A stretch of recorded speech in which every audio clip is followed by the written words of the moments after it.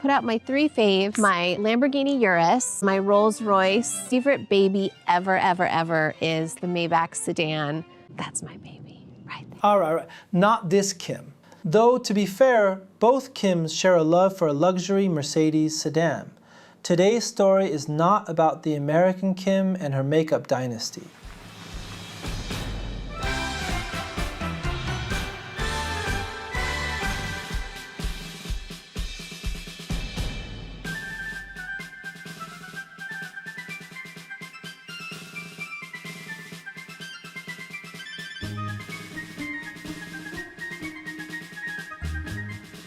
On the grand avenues of Pyongyang, one emblem of luxury recurs with understated persistence.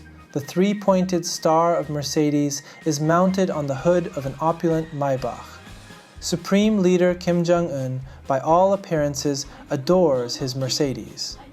It's an affinity that puzzles outsiders, not least because United Nations sanctions ostensibly bar such extravagances from ever reaching North Korea's soil. How is it that a young marshal of a poor, isolated nation cruises in $500,000 armored limousines and brand new Maybach SUVs? The answer lies in a curious blend of history, strategy, and evil ingenuity. Today, with utmost respect, we explore why Kim Jong-un obsesses over his Mercedes Maybachs so dearly.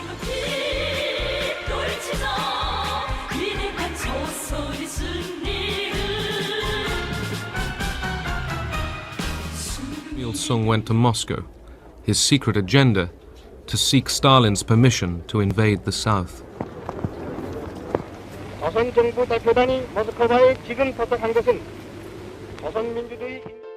To begin, we must turn back the clock to Kim Jong-un's grandfather, Kim Il-sung. It's the dawn of North Korea's supreme leadership of luxury car tradition. The Kim family's automotive infatuation dates back to the 1940s, when a victorious Soviet Union sought to reward its new Korean ally. Joseph Stalin, revered in Pyongyang as the benevolent communist father, presented Kim Il-sung with a Soviet ZIS-110 limousine, a stately black sedan handcrafted for dignitaries. This 1948 model, ZIS, lavish and scarce, became Kim Il-sung's first state car, symbolizing both Moscow's patronage and the young regime's prestige. When Kim Il-sung wanted to provide an ice rink and a wading pool for young people and children, Kim Jong-il had them built. Ironically, that gift would soon take a fateful detour. When the Korean War erupted on the Korean Peninsula in 1950, United Nations forces surged north. Kim Il-sung was forced to flee Pyongyang so hastily that he left the prized ZIS behind. Advancing South Korean troops seized the limo in October 1950, literally capturing the great leader's car as a trophy. However, just weeks after the capture of Pyongyang, China entered the war and soon reversed the gains of the UN forces. Amid this chaos, Lieutenant General Walton H. Walker, commander of the US 8th Army, was leading the retreat. On December 23, 1950, while traveling in a jeep near the front lines, his vehicle collided with a South Korean military truck on the icy road. The crash was fatal. General Walton H. Walker, killed in a jeep accident in Korea, leaves Fort Myer, Virginia. Mrs. Walker is accompanied by military and government leaders. The body is escorted to Arlington National Cemetery. Walker... South Korea's President Syngman Rhee, in an odd gesture of apology, gifted Kim's limousine to the widow of US General Walton Walker. Miss Walker received Kim Il-sung's car in San Francisco in 1951 and found that this Soviet auto was so unreliable. She soon traded it away at a gas station for an American model. The once symbolic limousine vanished for decades into private hands. Only in the 1980s was this historic car finally tracked down and returned to a Korean museum. This early anecdote is cherished in North Korean lore, often with a propagandist twist. To our people, the great leader was their father. He took care of their food, clothes, houses, education, medical care, cultural... Official narratives emphasize Kim Il-sung's austere, selfless attitude towards luxury. In one oft-cited tale from Kim Il-sung University archives, the leader notices his car has grown old and muses that if we had money for a new car, it would be better spent on shoes for the people, swearing off any special comforts for himself. Such anecdotes portray the elder Kim as a merciful father of the people, shunning all privileges. Of course, Kim Il-sung did not exactly stick to his beat-up old cars. By the 1960s, North Korea's founder had developed a taste for West German automotive engineering. Back in 1964, this Mercedes was built to outshine models from other luxury brands. The sedan was to demonstrate Mercedes-Benz technological superiority. He acquired what would become the ultimate dictator status symbol of that era, the Mercedes-Benz 600. Introduced in 1964, the Mercedes 600, the Grosser Pullman limousine, was an ultra-luxury vehicle built for heads of state, and it took the world of strongmen by storm. Only 2,677 of these behemoths were ever made. They quickly became the favorite for the global elite, especially those with a penchant for absolute power. Owners of the 600 read like a who's who of Cold War rulers. Leonid Brezhnev, Josip Broz Tito, Nikolai Ceausescu, Idi Amin, Saddam Hussein, and even Kim's South Korean bestie, Park Chung-hee, favored the Mercedes 600 as their personal chariot.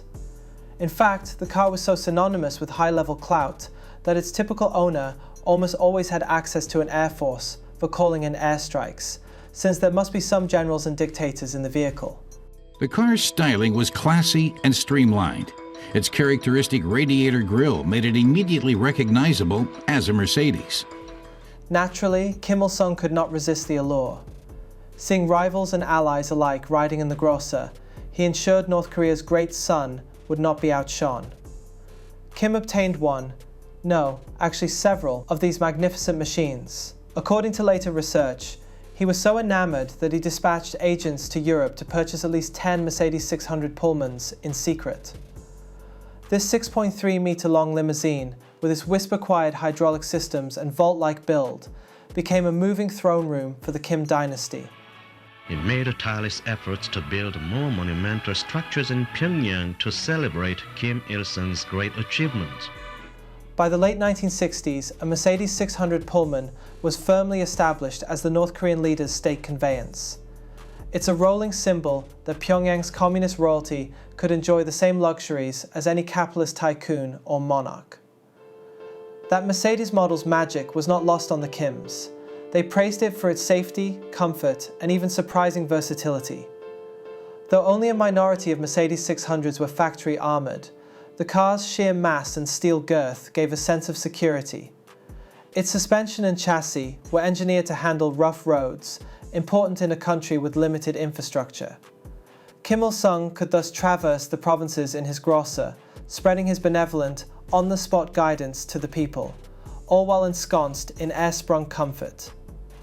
North Korean propaganda dutifully noted that the great leader could sow his benevolence across the land, thanks in part to a car that never failed him, a subtle nod to the Mercedes' reliability. Over time, these limousines became family heirlooms. In 1978, Kim Il-sung even rolled out a Mercedes 600 to impress visiting dignitaries, showed the West German luxury to the Chinese chairman Hua Guofeng. Decades later, the very same vintage 600s were still being trotted out on special occasions. In 2010, long after Kim Il-sung's passing, North Korea's military parade in Pyongyang featured two ancient Mercedes 600s in open-top configuration, grandfathers' cars, carrying senior officials as they waved to the crowds. Fun facts: only 59 convertible 600s were ever made, and Pyongyang somehow had two of them on display.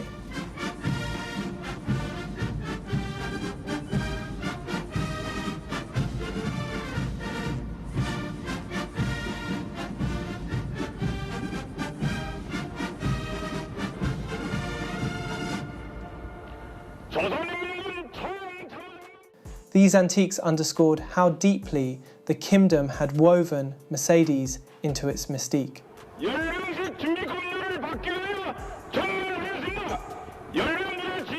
Indeed, Kim Il-sung's successors would not settle for mere antiques. His son, Kim Jong-il, inherited not only the throne, but also the family's fixation with luxury automobiles. During his rule, Kim Jong-il became notorious for amassing a spectacular car collection. North Korean accounts describe dozens of limousines, sports cars, and custom-modified vehicles at Kim Jong-il's disposal. Yet, at the core remained the beloved marque, Mercedes-Benz. North Korea has bid a final farewell to the man it called its dear leader. For 3 hours, Kim Jong-il's funeral cortege headed through the snowy streets of Pyongyang, watched by tens of thousands of civilians. By the late 1990s, Kim Jong-il had upgraded his official ride to a modern armoured Mercedes, specifically a stretch Mercedes S600 Guard limousine. This was the direct spiritual successor to the old Grosser, a top-of-the-line S-Class sedan outfitted for heads of state. The Guard variant boasted integrated ballistic protection. Its frame was built from the ground up with steel plating and bulletproof glass, capable of withstanding bullets and even mine blasts. In one oft-repeated anecdote, a Mercedes S600 Guard saved the life of the President of Georgia in 1998. Assailants ambushed his motorcade with rocket grenades, hand grenades, and automatic gunfire, reducing the Mercedes to charred scrap. Yet, the president emerged unscathed. The S-Class's armour was thoroughly tested by an independent armour testing authority. Such pedigree made the S600 Guard extremely attractive to Kim Jong-il, a leader known for the fear of assassination. The second leader's devotion to Mercedes became so well known that by the 2000s, it was remarked upon even in Chinese state visits. When Kim Jong-il travelled to Beijing in 2011, Chinese hosts specially arranged a Mercedes limousine for his use. Kim Jong-il's love for Mercedes cars became legendary and worldwide known. This brings us to the current ruler, Kim Jong-un, the third leader who has carried the torch of automotive obsession into the 21st century. Kim Jong-un came to power in late 2011 as a young man in his late 20s, and for a brief period, he experimented with breaking the mold. Early on, he was spotted in a few non-Mercedes vehicles, almost as if sampling the luxuries of other nations. State-run Korean Central News Agency reported Friday that Kim Jong-un had ordered officials to send his personal stock of grain and facilitate the use of supplies and materials. For instance, in 2016, state media photos of Kim visiting a rural farm revealed he had arrived in a British-made Range Rover. In 2018, when US Secretary of State Mike Pompeo visited Pyongyang, Kim Jong-un surprised observers by rolling up in a new Rolls-Royce Phantom. This midnight blue Rolls-Royce, likely smuggled into North Korea just like his other cars, was gleaming outside the meeting hall as Pompeo greeted Kim, a potent symbol that Kim could indulge in the priciest capitalist trappings even while under heavy sanctions. Internet joked that Kim was merely conducting in-depth research on capitalist sugar-coated bullets by test driving the Rolls, before wisely returning to his trusty Mercedes.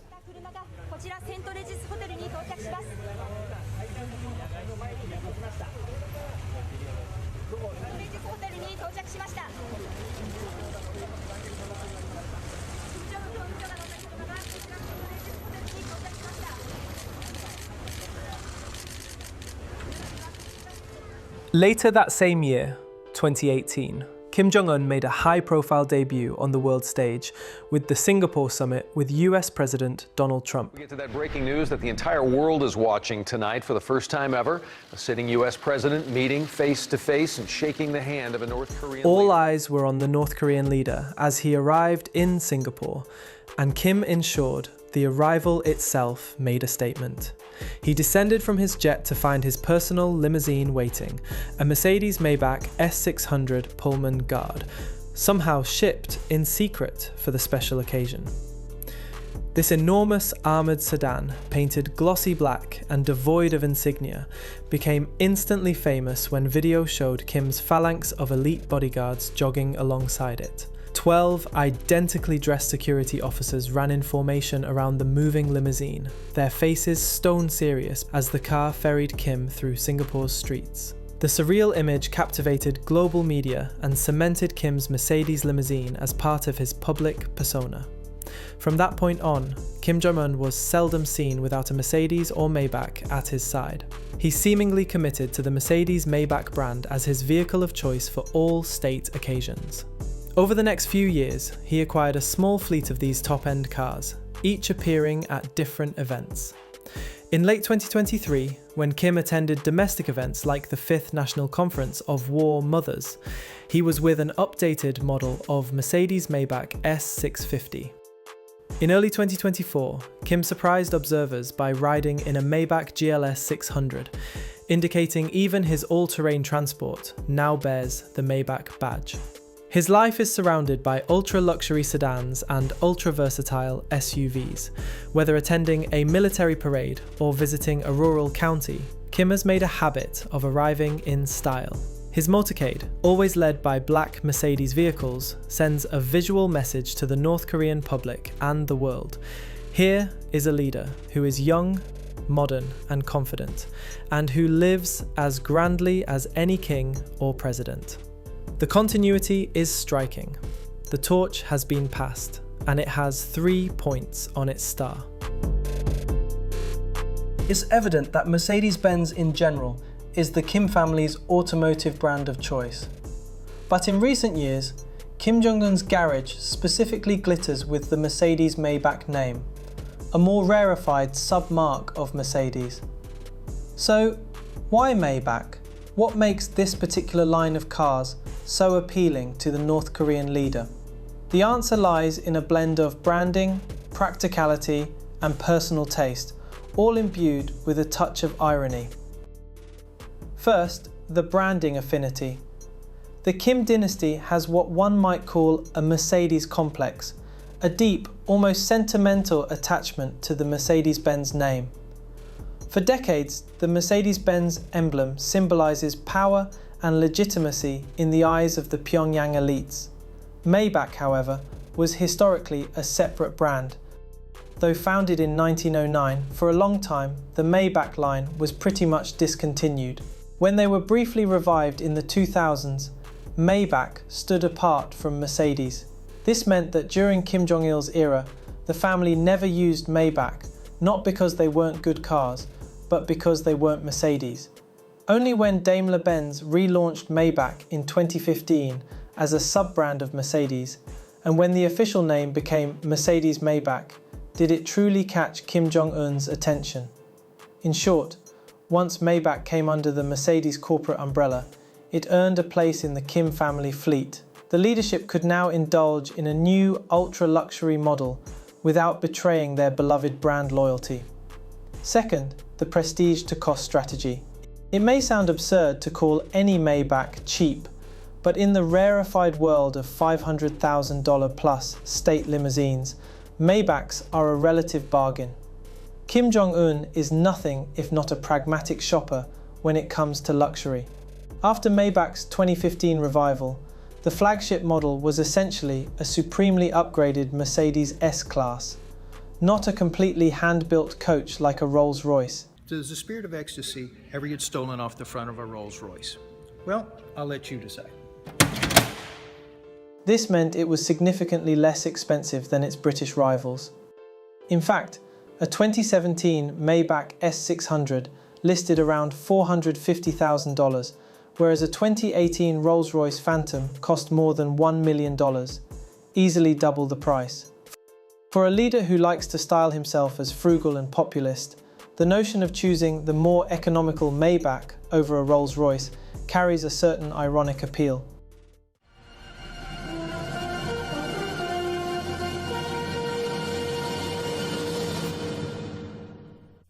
바닷가 양식업을 획기적으로 발전시켜 해안지대에 위치한 시군들의 경제적 자립성을 지속적으로 확대 강화하려는 North Korean media, with their trademark deadpan humor, even worked this into the narrative.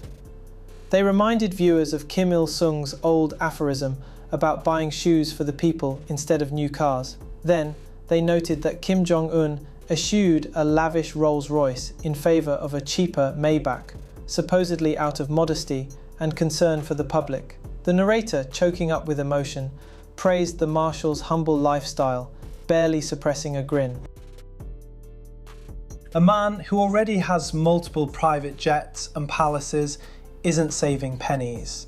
But by choosing Maybach, Kim gets to project a veneer of practicality, even in indulgence. On a more serious note, buying a Maybach also might involve spending less state cash than a Rolls would, meaning less strain on Pyongyang's smuggling networks to acquire each car. In that sense, Maybach offers an optimal prestige to cost ratio for the sanction regime. It is top-tier luxury at a slight discount. Third, the image and comfort factor. When I think of the terms luxury and comfort, there's always one name that comes to mind, and that's Mercedes Maybach. The Mercedes Maybach design carries an aura that aligns well with Kim's desired image. Youthful yet formidable, modern yet traditional. The Maybach interiors are renowned for their imperial comfort, including reclining airline-style seats, champagne fridges, and soft ambient lighting that bathes the cabin in customizable colours. For someone who spends a lot of time touring in his car, these rolling offices are a must. But beyond comfort, the styling of Maybach's cabin is sleeker and more high-tech than, say, a Rolls-Royce's old-world wood and leather. The Maybach's LED mood lighting and digital displays exude a futuristic vibe, which presumably appeals to a leader still in his 30s. It doesn't scream with a flashy hood ornament like Rolls-Royce's Spirit of Ecstasy or the B of Bentley. It carries the same Mercedes star that North Koreans have seen on official cars for decades, lending a sense of continuity and authority. In short, Kim Jong-un's preference for a Maybach is a carefully curated choice. It burnishes his prestige, maintains his loyalty to the Mercedes legacy, saves him some money, and suits his stylistic flair as a young tech-savvy autocrat. Are you confident? Thank you. 위원장님 자신 있으십니까? 적절하긴 있다고 생각합니다. Well, it's too early to tell. 예단하진 않겠습니다. The German company said it is conducting a probe into this matter, as the car should not have been sent to the north. All of this admiration for German automobiles begs a practical question. How on earth is Kim Jong-un still getting these cars? After all, North Korea has been under increasingly tight UN sanctions since 2006, and luxury goods, including high-end cars, yachts and jewellery, have been explicitly banned from export to North Korea for well over a decade. The German carmaker made clear that due to its ethics code and existing rules, it does not permit the shipment of vehicles to the sanctioned country. Daimler AG, the parent company of Mercedes-Benz, publicly insists it has no dealings with Pyongyang, no sales, no service, nothing.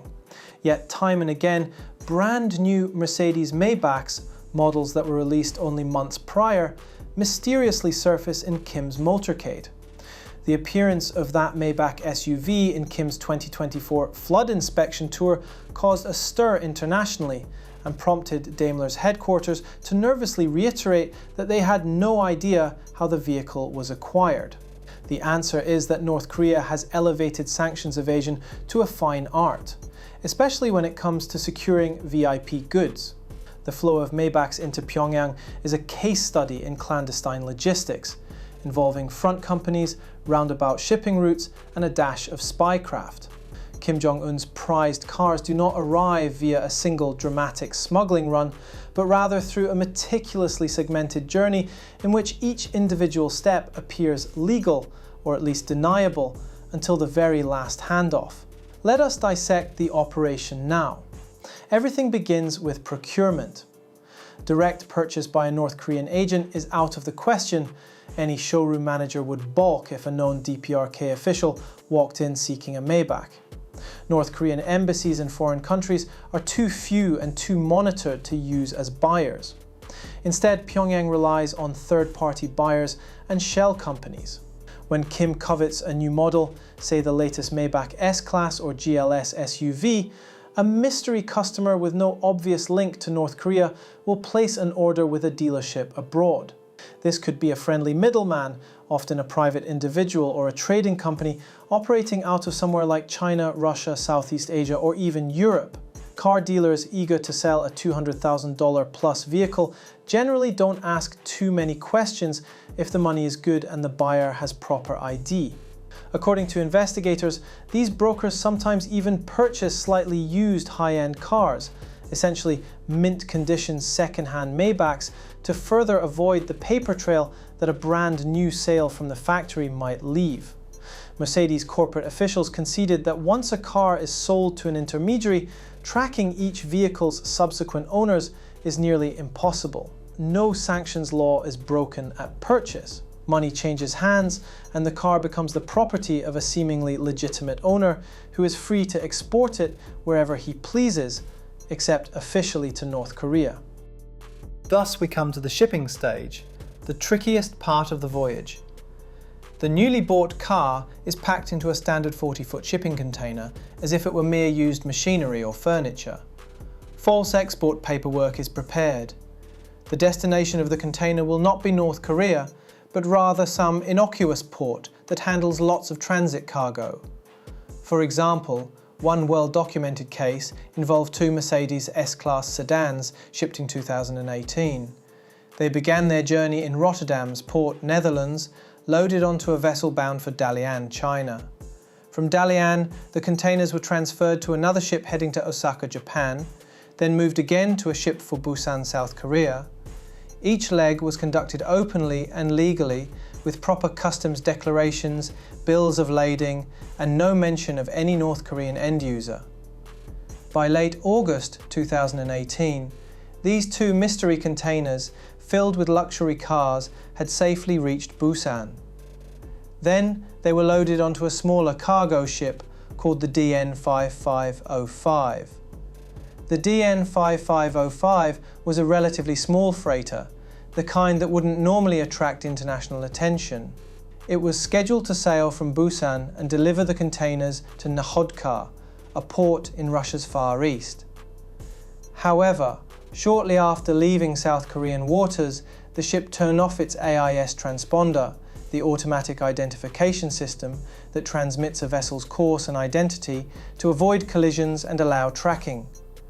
For a large ship to go dark like this is highly unusual.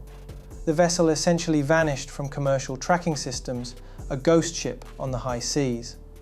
When the DN5505 finally resurfaced on the grid and returned to Busan in mid-October 2018, something was amiss.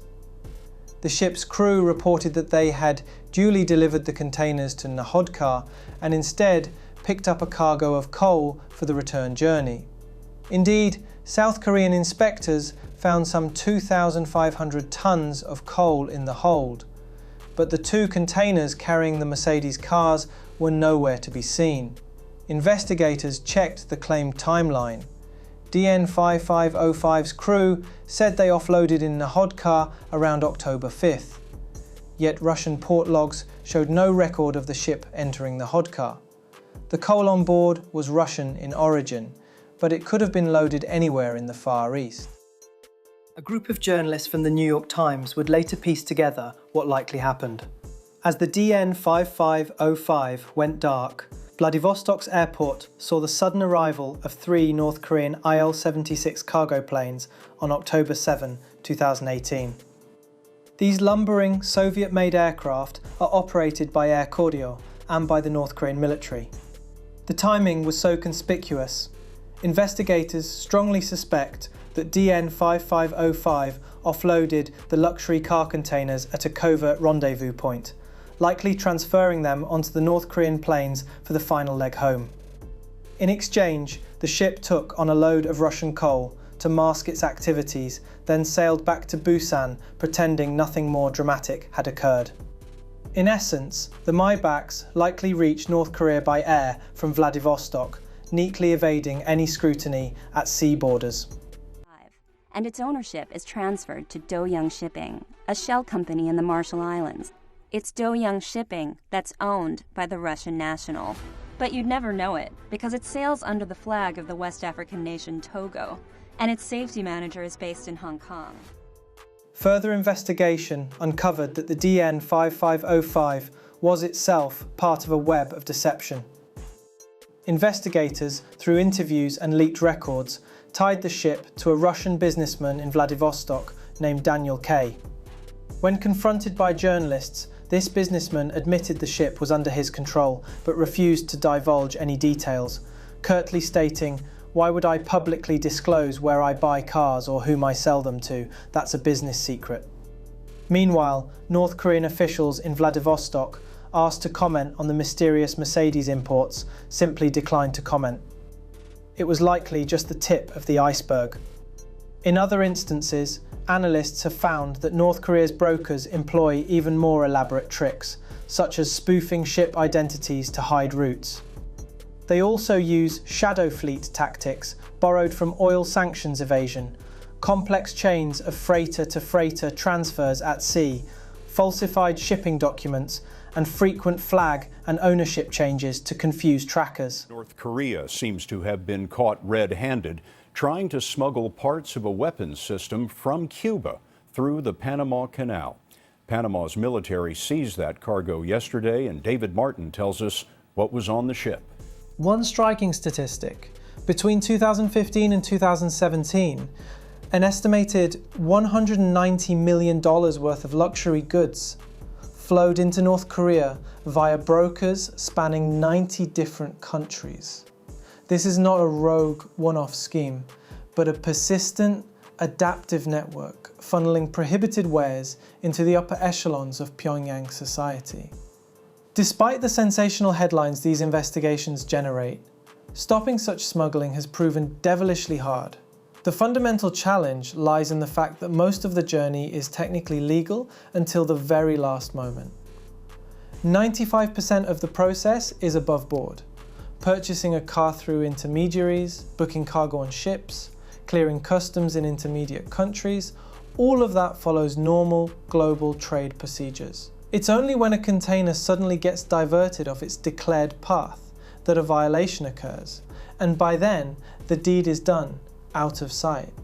No enforcement agency can monitor every container among the millions moving worldwide, nor track every small freighter in real time.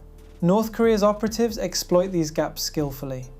When one route is exposed, the network shifts to new front companies and new paths. One incident led to sanctions on the entities involved, but those entities were likely dissolved or altered the moment they came under suspicion. As a result, despite the maximum pressure campaign by the UN and US, North Korea has never been completely cut off from obtaining luxury cars. The pipeline narrows, but never fully closes. A telling example of the frustration faced by investigators: after Kim Jong-un's armoured Mercedes was seen in Singapore in 2018, international investigators asked Singaporean authorities to help trace the vehicle's serial number, hoping it might reveal the car's origin or supply chain. Singapore in turn inquired with the North Korean delegation, only to be rebuffed. The North Koreans refused to share the car's details. Unsurprisingly, without that information, tracing the car's provenance became nearly impossible. It was a small episode that illustrated a larger truth. Once the Maybachs reach Kim's garage, the world can do little but gnash its teeth. Meanwhile, UN panels of experts continue to trace and flag illicit deliveries when they can. But to date, enforcement has been largely symbolic. A cat-and-mouse game with Pyongyang's resourceful smugglers. December 2009, a cargo plane is intercepted at a refueling stop in Thailand, carrying 35 tons of weapons, including rocket-propelled grenades. It came from North Korea. Reported destination, Iran. A flight that violated UN sanctions. Beyond the technicalities of how the cars get there is another question. Why does Kim Jong-un flaunt them so publicly? Every time he appears in a new Mercedes or Maybach, he all but advertises the regime's sanctions-busting prowess. This is not a man trying to hide his luxuries. On the contrary, he uses them as staged props in the theatre of his rule. The Mercedes Maybach fleet serves as a rolling propaganda tool, both for internal audiences and for the world at large. On the world stage, the message is one of parity and defiance. Kim Jong-un wants to show that he is every bit a head of state equal to the Trump, Putin and Xi. The sanctions have always been damned. When he met Donald Trump, for example, Trump arrived in his custom US Cadillac nicknamed the Beast, while Kim arrived in a Maybach. The optics suggested two powerful men, each in their own official state car. By riding in a $1.4 million bulletproof Maybach Pullman to those summits, Kim sent a visual rejoinder. North Korea may be sanctioned, but its leader still travels in imperial splendor. It was a form of strategic swagger aimed at both impressing his counterparts and reassuring his own regime elites watching back home. Domestically, the propaganda value of these cars is even more pronounced. In North Korean media, Kim's on-site guidance visits and appearances are carefully choreographed. My friend. Good to see you again. 이런 데서 각하를 만나게 될 줄 생각 못 했어요. I've never expected to meet you at this place. When he is shown visiting a flood-ravaged village when inspecting a military base, the images are meant to convey his care for the people and the strength of the state. Yet often, the very car he arrives in becomes a powerful, silent signal. North Koreans have been conditioned to associate Mercedes limousines with their leadership for generations, so the sight of Kim stepping out of one immediately triggers awe and reverence. State TV might never mention the make of the car, but viewers notice. The car's presence says, the Marshal arrives in the same glorious car as his father and grandfather, his authority is unbroken. It's the continuity of propaganda. 수뇌분들께서는 이러한 초청이 조미 관계 개선을 위한 또 하나의 중요한 계기가 될 것이라고 확신하면서 이를 쾌히 수락하셨습니다. There is also an element of grand spectacle. Kim's security detail running alongside his limousine, as seen in the famous footage from Singapore and later in Hanoi, became an iconic image precisely because it was visually striking.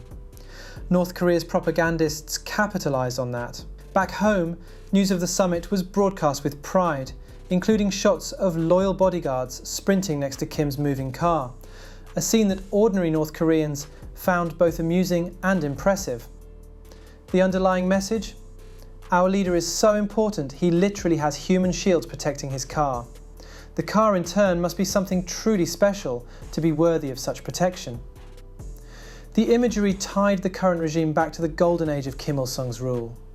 It's a performance of power that elevates both Kim and his vehicle into symbols of the state.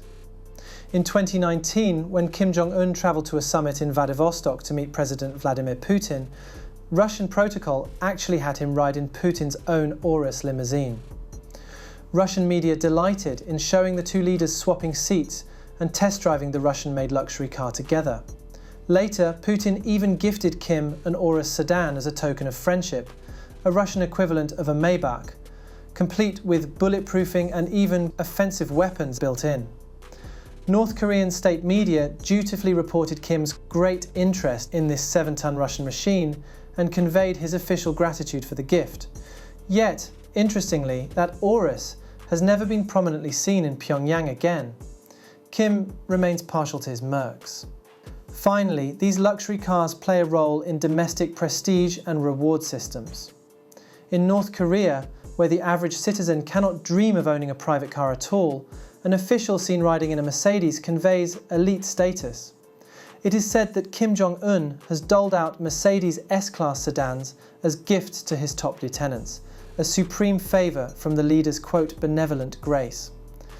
In late 2023, state television aired clips of senior party officials arriving at a conference in Pyongyang, and keen analysts noticed at least 4 identical Mercedes S-Class sedans dropping off cadres in sequence. These cars were provided thanks to the leader's loving care, so that even the cadres could travel in comfort. One satirical commentator remarked, "See, the leader's car is truly the people's car. He just has 24/7 usage rights to it."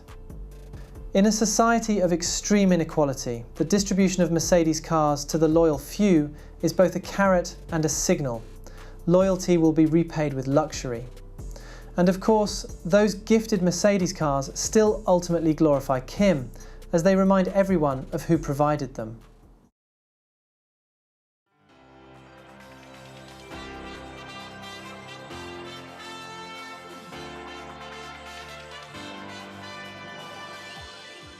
The world's reaction to Kim Jong-un's Mercedes Maybach fetish oscillates between befuddlement, condemnation and dark humour. Each time new footage emerges of Kim in yet another high-end Mercs, foreign governments and media respond. But perhaps the most vocal reactions have come from Mercedes-Benz's own corporate offices. No luxury brand likes to see its flagship product linked with a regime widely criticised for human rights abuses and nuclear brinkmanship. Yet, in a supreme irony, Mercedes-Benz has achieved a level of brand prestige in North Korea that marketing money can't buy. The Kims themselves have become de facto brand ambassadors, constantly showcasing the durability and allure of Mercedes and Maybach under the most extreme conditions. For all the political and moral ramifications, there is also something almost human in this story, a young leader's sincere love for a particular car. Kim Jong-un, in his late-night drives around Pyongyang or in the privacy of his highway cruises, is reportedly quite the car enthusiast. He has a need for speed. Some accounts describe him zipping along in sports cars on secured roads for thrills. One can imagine him admiring the workmanship of a V12 engine, the feel of a buttery leather seat, the bass of a high-end sound system. In another life, Kim could perhaps have been an avid car collector showing off at auto shows. But in the life he has, as the absolute ruler of a secretive state, his automotive passion becomes a geopolitical statement. In a final layer of irony, consider this. The Mercedes Maybach marquee represents the pinnacle of German industrial luxury, a triumph of the very capitalist ingenuity and opulence that North Korean state ideology is supposed to reject. Yet, the Kim family has woven those capitalist symbols into their own narrative of socialist royalty. They ride in the people's car provided by the leader's grace, even as it is actually a hand-built import from Stuttgart. They preach self-reliance, even as they covertly import the finest foreign goods. It's a contradiction not lost on North Koreans or the outside world. But it's also a testament to the power of symbols. The Kim regime has appropriated the Mercedes as a totem of power, reinterpreting it in their own context.